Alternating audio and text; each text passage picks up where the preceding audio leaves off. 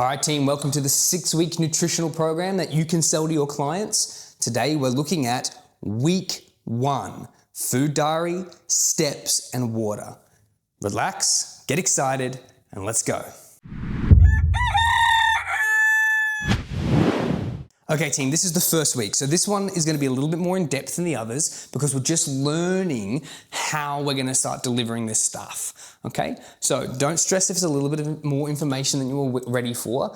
We are going to go through nice and slow. Remember that the link that I provided to you has all the dossier. It has the step-by-step of how we're going to do this. It has all the information I need you to know. We're just going to work through it together.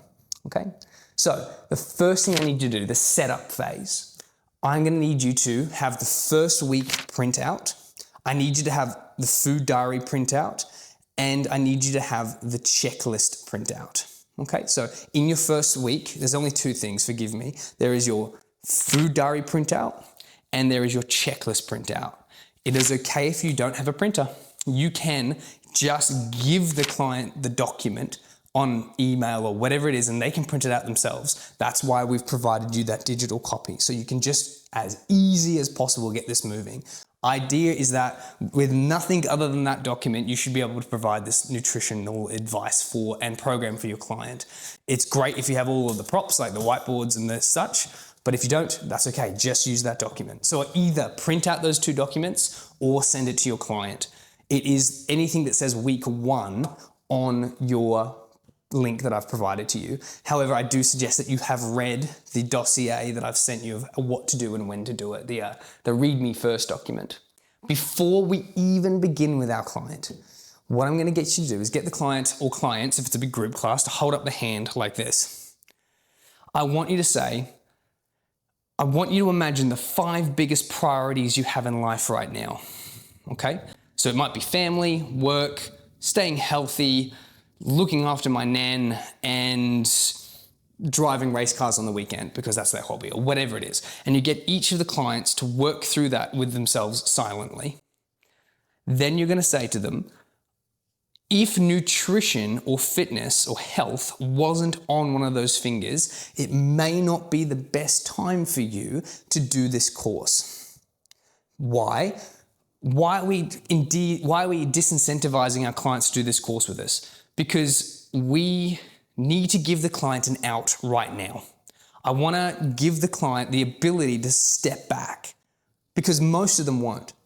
I'm giving them the option to say, hey, this isn't for me, because once I've given them this option, it makes them trust you a lot more. And it also means that if someone's just signed up because they got all excited, but they weren't actually wanting to, they now have their out. We don't charge them for week 1. So if they, at the end of this week, if they have decided after those 5 fingers that this is not for them, don't take their money, don't continue on the program. It is far worse for your reputation and for that client if you force someone to do this than if you just let them go.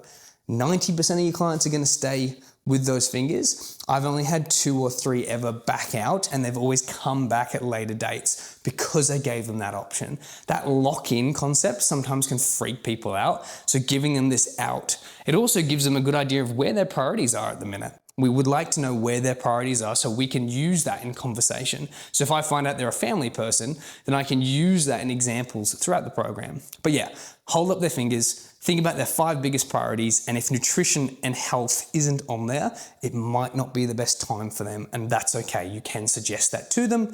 Say that after the end of this week, the first week is free and they're not obliged at all to continue. But beyond that point, it is starting to be paid.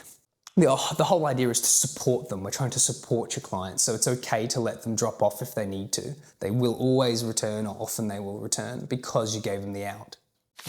So step 2 is we need to find out what the client's goal is. Okay, so when we're looking at a client's goal, we need to try to get something as measurable as possible.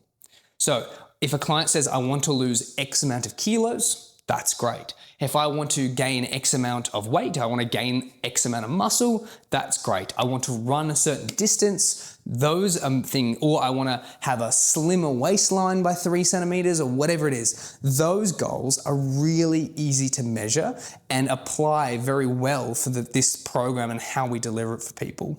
The ones that we use the most here is weights and measurements. So when someone wants to gain weight or lose weight, that's really good. And we use tape measures to be able to measure people's progressions for stuff. If you're really eager, you can get someone to do a thing called a DEXA scan, which is where they go to the hospital and they check their body fat percentage with the proper machinery, but that is not for everyone.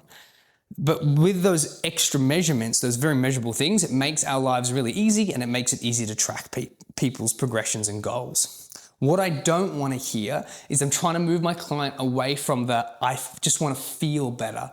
I just want to look better. I just want to feel. Anything with the word feel is objective. And the example I'm going to use, this is a part of your script. I would say something like, if they say, hey, I just want to feel better.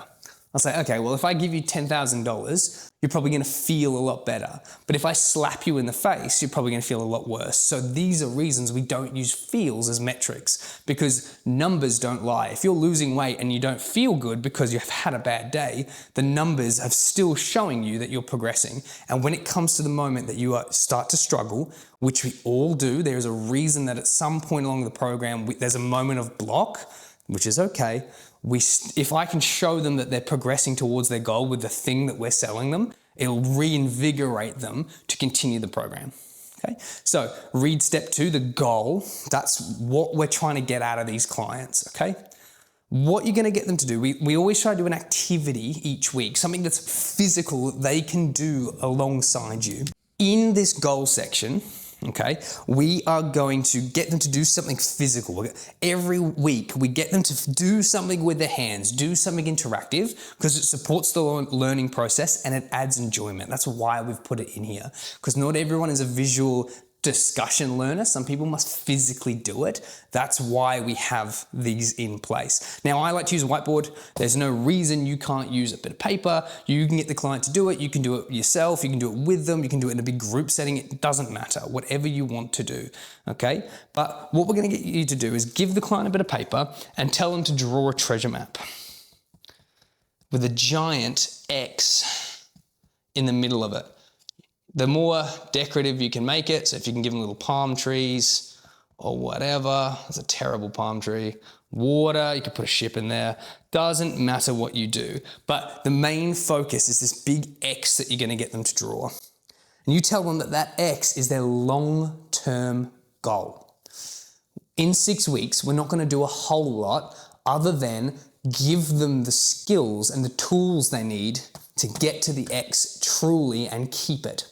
So I want you to tell your clients is that X represents the end goal. They've achieved everything they wanted to achieve in the nutritional setting, and they've done it. Get them to focus and think about, what does that person look like? What do they weigh? How much do they lift? How far can they run? What size is their clothes? The more specific we can get it and the more measurable we can get it, the better. So how much do they weigh? What size is their clothes? These kind of things are really, really relevant, because then we can get a better idea. I need you to tell your clients not to shortchange themselves, because if they really wanted to lose 20 kilos and instead they tell you 10 kilos, when they finally hit that 10 kilo goal, it wasn't the real thing they were after the whole time. So they'll hit this 10 kilo milestone, which is amazing, but they won't feel good because it wasn't what they really wanted. And this is what you tell the clients. If they shortchange themselves, we will get them to their goal quicker than they would expect in relative time. They will get there, and they best believe that when they set up for the first time properly, when they're really excited, and this is truly what they want, it will feel a lot better when they get there. Because if they get kind of halfway and give up, it's not really what they wanted. Okay, so we have to prep our client that truly what they want. It could be a 20-year goal from now, but we must set up now to get that goal. This gives them context that this 6 weeks program isn't going to get them here, but it is also giving them context of what a reasonable time frame might be and what they actually want to get to. So if someone's like, I want to look good for my wedding and it's 2 years away and I want to lose 10 kilos, that's way better than saying, oh, I just want to feel better. I got a wedding come up. I want to feel better. I want to lose some kilos. No, we've gotten more context. Context is king in this situation. But to keep it short, all I need you to do is get them to draw this treasure map up, Get them to do that X. Don't let them shortchange themselves with a goal that they don't really want. It could be really specific, it could be really moving and emotional, or it could just be, I want to lose weight. We do this so we can get a better idea of what they're doing. And it also gives them a really clear goal that they're going to write down on the weekly checklist. It needs to be no more than a sentence long. If they can't summarize it in a sentence, it's far too complicated. So you say something like, I want to be 20 kilos lighter. Cool, simple, straightforward, let's go. I want to be 10% body fat. I want to put on 5 kilos of muscle, whatever. I want to be in size medium shirts, whatever you want to do, okay? This week, you also need to, for step 3, get them to fill out a food diary. So anything they put in their mouth, fluid or food, needs to be written down. Now, how they want to put down the portions is completely up to them. It isn't really relative because all this is doing for us is it's giving us some context of how they eat and what they eat, foods they favor over stuff that they don't, and it's making them more aware of what they're doing. Even from just doing this, they'll find that they start noticing stuff that may be hindering their goals, okay? We need to tell the client, which is in the script, make sure just because they know someone's watching, that they don't change their eating habits, okay? If they have a little cheeky dessert in the evenings, they need to write it down because if they hide information from us, we cannot provide them as good a service and we can't track their metrics properly. So ask them, do not hide stuff. It's okay. We need to know what's going on. This is all good.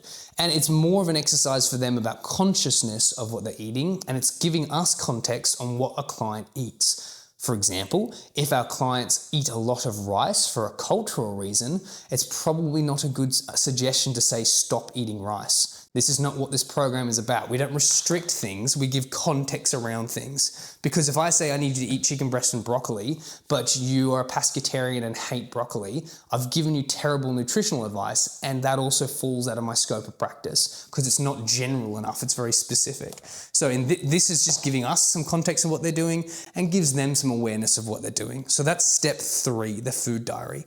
That's going to take them through the whole week until you see them again.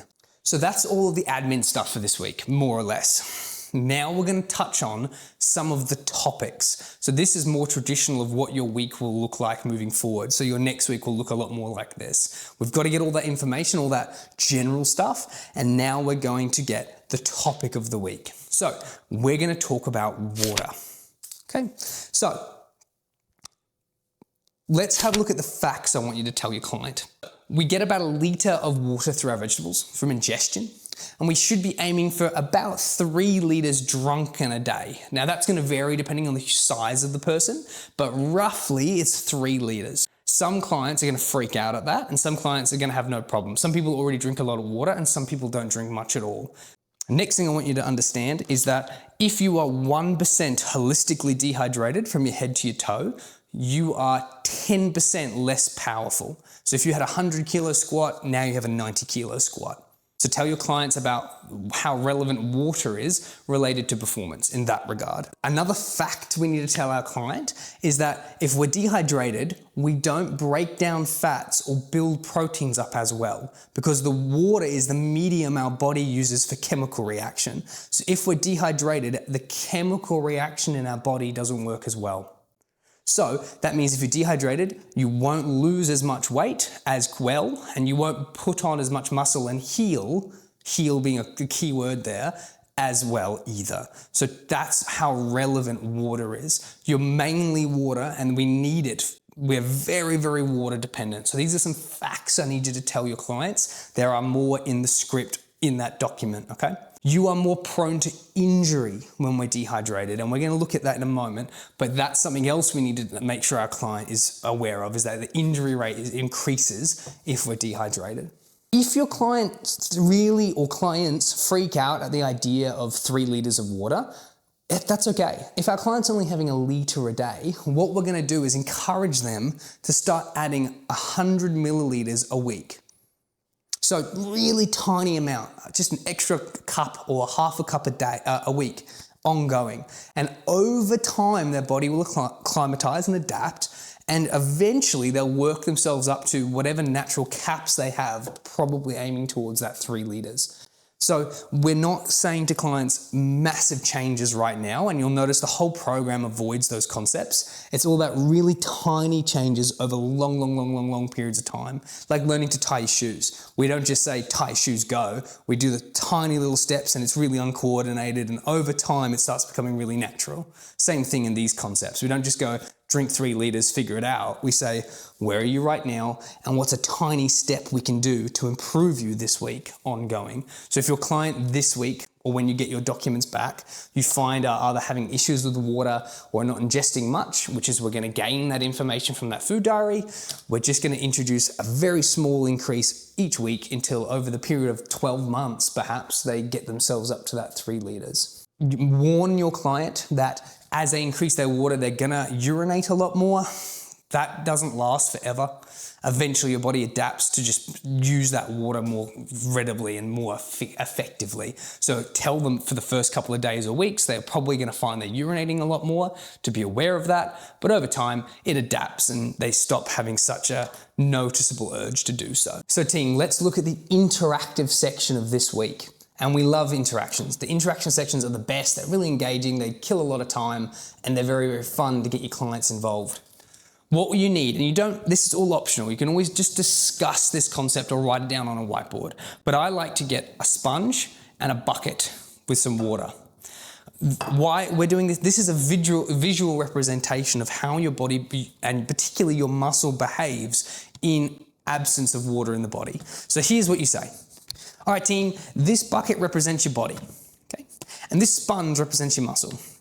If I drop a dry sponge into this bucket, and inside the bucket of empty water with no water in it, I start moving and pulling this sponge and forcing it to move, you'll find that the sponge will start flaking and tearing. So the muscle's really prone to being ripped apart, or the sponge is prone to being ripped apart. The sponge will tear really easily in a bucket that is empty. So the muscle will tear or not function as well in a body that's empty of water. You're then going to get an amount of water, whatever suits, and we're going to put it in the bucket. You can fill it up as much or as little as you choose. But if I just get the sponge, so I've filled the bucket up now, let's say, and I get the sponge and I just put it on top of the water, when I now take it out and move it, the top is still dry and still tears and falls apart, but the bottom is moist. So the bottom is more resistant, but the top isn't. And this represents a body full of water, but muscles that haven't been moved. So muscles like to be shifted around to help get fluids through them. So if I was to fill this bucket up and put my sponge in and start pumping it and twisting it and moving it inside the bucket that is full of water, now the sponge is really moist and really durable. It's hard to tear. It moves very well. And this is a very crude representation of how water behaves against muscle in the body. So I want you to use this example because it's cost effective and it's the visual side of it's really relevant. Now the client will have a better understanding of just how valuable water is, not necessarily to anything other than how it's going to affect their muscle tissue. Usually telling them about the fact that muscle and fat don't like not having water is a good way to get clients motivated towards the topic. To answer their questions ahead of time, they're probably going to ask you things like, is coffee count as fluids? Does tea count as fluids? Does alcohol count as fluids? Alcohol, no. Tea and coffee, for the simplicity of this course, yes. Counts towards their nutritional, their fluidy goals. So remember, this is 6 weeks, so it's very condensed. I'm going to get them to track their steps. Gives us some really good information. The thing that we're technically tracking is the client's NEAT, which is their non-exercise activity thermogenesis. They don't need to know that. It's fun for you to know, but you don't necessarily need to know that. But we're just tracking their steps. We want to know if they're getting more than 8,000 steps a day or less than 8,000 steps a day. Okay, that's all we need to know. If they're getting less than 8,000 steps a day, one of the goals we're going to introduce to the client is try to aim towards getting that 8,000, just to help them move those steps. If they're getting more than 8,000 a day, we need to find other ways to reduce it, or we might introduce some more recovery, stretching, and activities that are going to help reduce the impact on their feet and their soft tissue related to walking. Just imagine like a car. And car is the best analogy to use for clients in nutrition, in my opinion. It's so visual, it's really easy to understand. The reason we look at non-intentional exercise thermogenesis is if you were to get a car and you were to sit it in your garage for a long period of time and never move it, so represented by not many steps, all the fluids and the lubrication and the steel would all start to rust up and dry out, so the car's not as movable. And if we were to flog it every single day, the car starts to break down, the treads on the wheels start to break down, and the fluids stop working as well. We have to top them up. So they both are issues around the car, but they're not necessarily the same issues, okay? So 8,000 to 10,000 steps a day is what we roughly recommend, and that's supported by most, if not all, of the health websites online that we all have access to. But 8 to 10,000 steps, any more, it's a car that's being overused, any less is a car that's not being moved enough, okay? So that's how we describe it to our clients, and again, that is in the scripts. That car analogy will save you a lot of time. The reason it has to be non-intentional, like non-exercise activity, is because if they go to the gym to do sprint work, that doesn't count towards this number. It's stuff that they just do in their day-to-day. So if they're not walking a lot, if their job is really seated, that is what we're counting, okay? So this is outside of exercise. If they're going to the gym and to do sprint work or jogs, that does not count towards this at the minute, okay? It's what they're doing outside of those times, just how active they are throughout the day, okay? So that's step 5. That's your NEAT training, your steps, okay? That's what I need you to discuss. Again, there are more context on the dossier inside the document. Just like water, if your client is not getting many steps at all, we don't tell them just do 8,000 steps, start walking more. It's exactly the same as water. If they're only doing 3,000 steps a day, each week we start introducing maybe 300, maybe 200, 500 extra steps a week, slowly over a long period of time. We don't just dump it on them. It does not work. Must be slow, must be gradual. Step 6, before that client leaves, you have to make sure you do a couple things. Thing 1, put them on a scale so we can see how much they weigh. This is good for 2 reasons. Reason 1 is we now have their weight that we can put through the calculator so we can track exactly how much food they're going to need for whatever goal they decide to do. And 2, it's going to show them something they're not happy with. Most clients who are looking for nutritional advice are not currently happy in their state of body. And by looking at this number that they've got a negative association with, this will incentivize them to stay with you and stick with the program. If they have any apprehensions about if they need this program or not, if they hop on that scale and they don't see a number they like, it is a massive reinforcer to stick with this for the next 6 weeks to help them get towards their goal. Massively important. So at the beginning of every week, we will weigh our clients to track to see if we're doing the right things, and also as a good check-in for them. I'm also going to take a tape measure and I'm going to put it around whatever part of their body within reason that they care the most about either growing or shrinking. Most commonly, it's going to be the waist for women because they want to have a thinner waist, and arms for men traditionally. At least in my experience, you might find changes in that, but usually people want to see weight loss around their thighs, bum and waist, and muscle gain around their arms and legs. Okay, so you're going to measure those 2 things, and that will be an ongoing thing that you do. So at the end of this week, what I need you to do is set your clients up for the direct deposit. So we've given them that out. We say, hey, for anyone who's done those 5 fingers and has determined that this is something they need to do in their life and they are able to do, we now set up the payment plan. I need you to either take all the cash that you're charging up front or put them on a direct deposit so that you don't have to chase them and have to think. The problem with it is that if you leave people too long with money or don't chase them there and then, they will give you so much run around for ages. We need to set up the protocols right then and there. it's really frustrating when you have a group class of 40 people and half of them have paid and half of them aren't, and some of them are doing payments and some of them are doing cash and some of them owe you money, and it's a massive muck around, and it takes a lot of mental capacity that I need you to put into this. You need to develop the skills of asking for cash and money there and then as a PT, otherwise people will take advantage of you.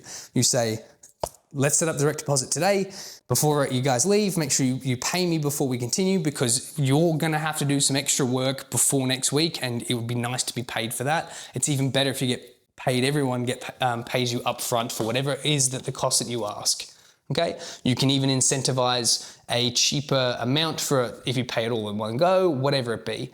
Whatever you do, I like to make sure that the overall price includes that free week for me. So they get a free week, but in the overall cost, it doesn't matter, because the other 5 weeks are at a rate that means that other week is irrelevant if I give it away for free or not. Again, remember, beginners, I'm looking at between 30 and 50 bucks per week. Ish, or free if you're brand new, and advanced something more between 70 to 150 or 70 to 100. Keep that in mind. So I need you to, for step 7, prepare for next week.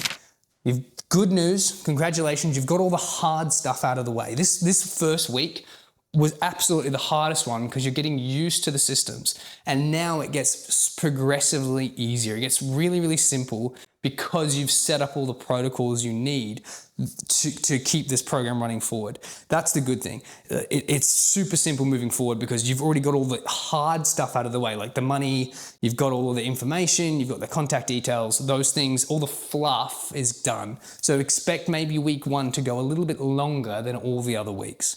But congratulate yourself, take a big breath, relax. What I need you to do, prepare for next week. Print off any documents that you're going to think you need.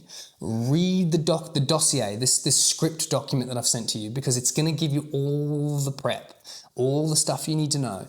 And it's not a very big document. I tried to keep it as simple and short as possible, but I need you to create some sort of tracking mechanism, a spreadsheet for what your client's goals are, their height, their weight, their name, their contact details, what their measurement was, all of that information, because it's going to translate into the precision nutrition, or into the document that's going to get those calories. So that document's going to ask for things like their age, their height, their gender, how much movement they do in a day, so then their steps, and then what their goal is and how long they want to get it. That's why we do all this stuff on week 1.